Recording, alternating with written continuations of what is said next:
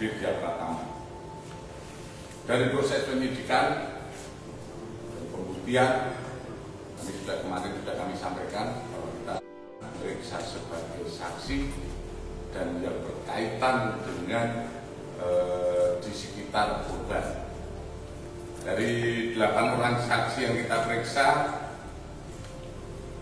peran-peran mereka melakukan beberapa orang memang kita buktikan saksi yang tempat tidurnya bersebelahan atau satu tempat tidur itu menyatakan bahwa dia memang malam itu tidak tidur di tempat yang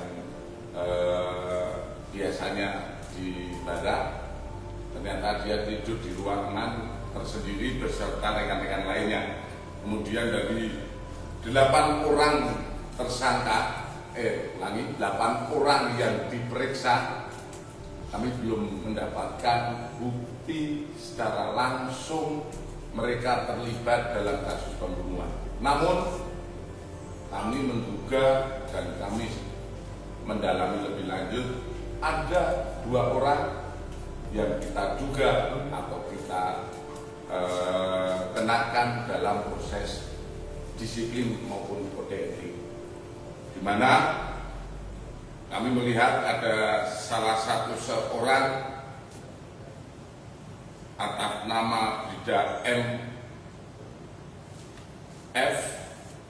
itu membersihkan darah dengan maksud agar tidak diketahui ada kejadian itu. Kemudian kami melihat atau mendapatkan keterangan bahwa ada mencekik korban, dan ini sudah bisa dibuktikan dengan hasil visum yang dikeluarkan oleh pasal 468 ayat 2 atau pasal 466 ayat 3 Undang-Undang RI nomor 1 tahun 2023 tentang KUH pidana dengan ancaman maksimal 10 tahun. Dalam proses ini kami terus melaksanakan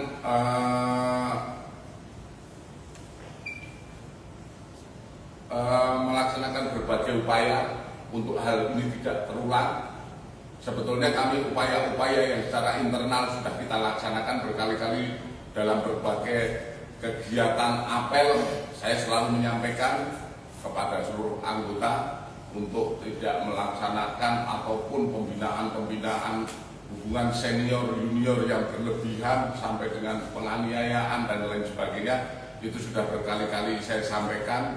Mungkin kalau rekan-rekan melihat di IG-nya Polda Sulsel sudah sering saya sampaikan.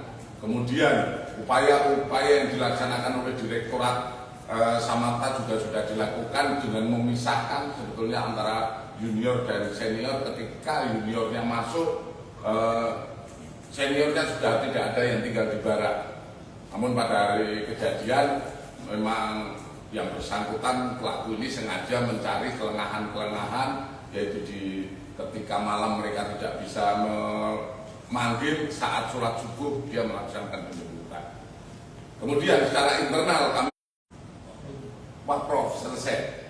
Kami berupaya dari penyidik, insya Allah minggu depan sudah kita laksanakan sidang kode etik. Amankan di tempat khusus di Polda Sulsel. Ya.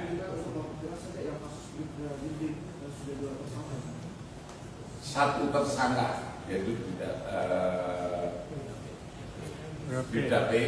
Kemudian kami melihat sisi lain, karena kami tetap semua pelanggaran menegakkan hukum baik itu pidana, disiplin maupun kode etik kita kenakan.